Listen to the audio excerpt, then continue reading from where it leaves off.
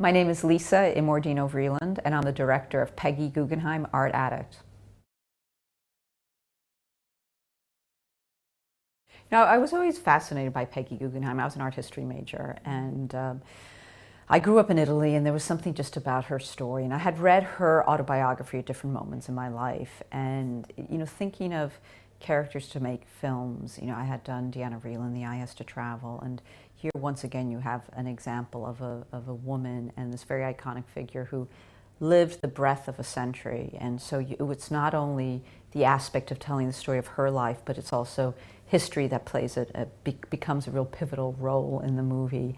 And Peggy's life, there's so much to talk about. And in fact, in the end, that was one of the biggest challenge was the fact that we had so much history to tell. And also in the process of making the film, we realized that, her role in art history is it's such a bigger impact than we had ever imagined. And it's a story about a very courageous woman. And that was something that really attracted me to her from the very beginning.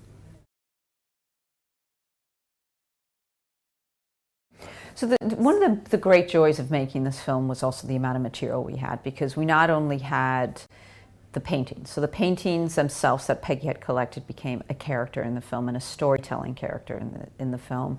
But then we had all this wonderful archival footage, not only of Peggy herself, but of the artists. And this was, first of all, a moment to be able to, when Peggy was talking about the artists, to be able to illustrate it with the actual artist. And you don't have many films that can do that. And often I think it can almost be too straightforward in telling the story this way. She talks about the artist and you show them.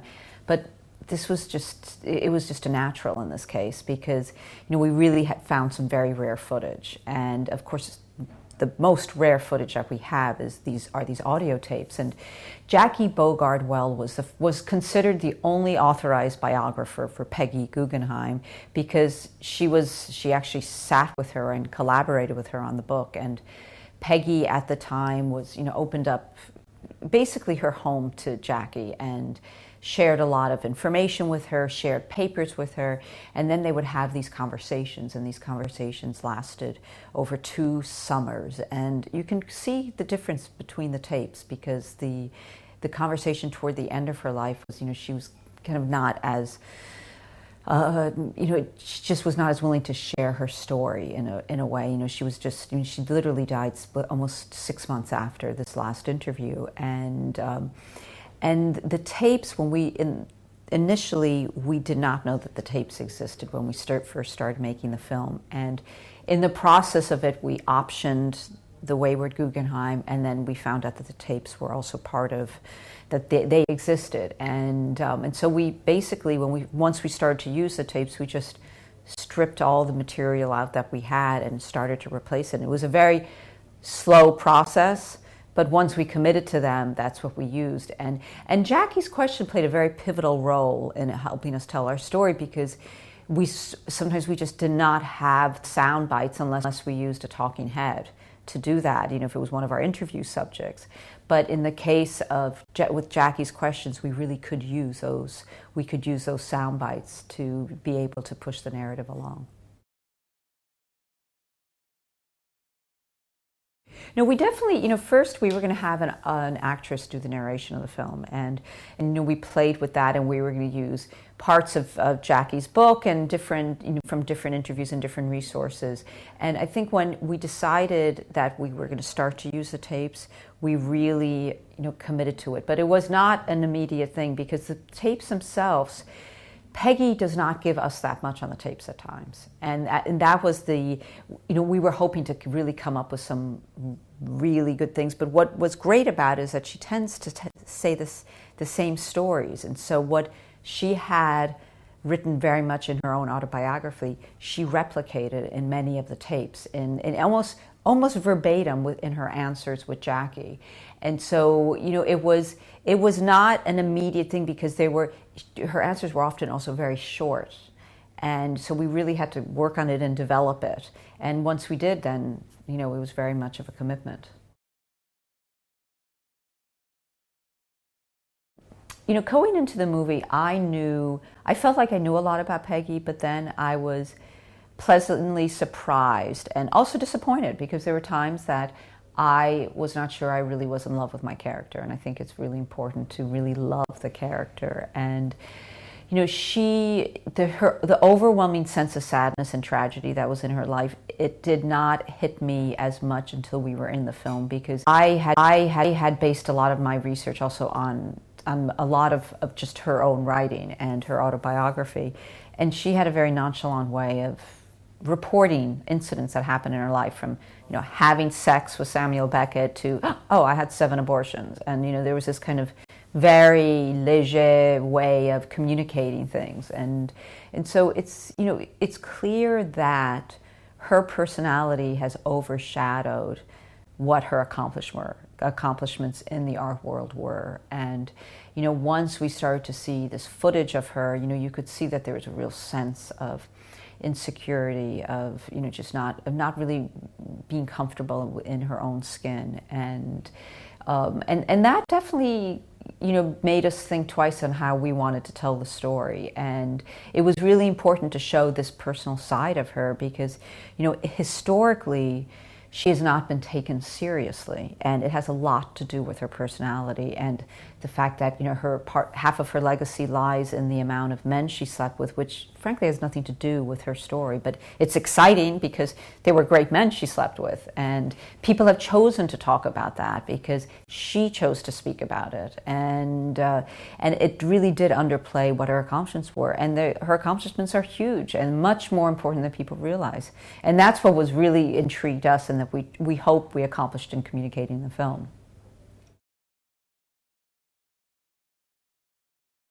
You know, I think that she definitely has been underappreciated, and most importantly by the art world. And I think that this film, it's interesting to see people, and there have obviously been a lot of, from museum directors to art historians, who have seen the film and they are really intrigued by it and ask questions about it, and they just said, you know, well, we didn't realize that Peggy had done this or done that. And, you know, she had, if they're not, and so far, no one has been able to give me an example of another person, whether it's a man or a woman, who was so implicated across, and whose legacy plays such a role in so many different countries. And, you know, she had a hand in modern art in England, France, the United States, and in Italy.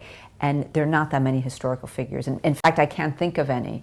And so I do think that this film it's not only going to show her personal side and perhaps her personal shortcomings, but it certainly displays what her achievements are. And she deserves this, and she deserves much more.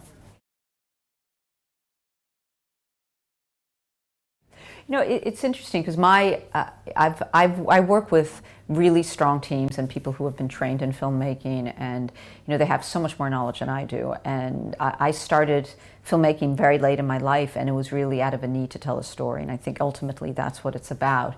And I plan, you know, when I plan to make a film, I think about initially all the research involved, and I'm a very detailed researcher, and that, I think, plays, especially when you're doing a documentary film, it's about really trying to uncover every stone out there, and it's about connections with you talking to one person, and then somebody says, oh, you should go and talk to that other person. But it's about being really just curious about everything and looking at every detail. And in these historical films, you know, what's so nice is that you're not only telling the story about the character, the main character, but then you also have the century to be able to, you know, play with. And I clearly am very attracted to the 20th century. And I kind of keep staying there because there's so many strong people whose stories haven't been told in a funny way. And, you know, for me, it's, you know, people can tell stories in different ways, and you have a writer that would take on Peggy Guggenheim in a certain way.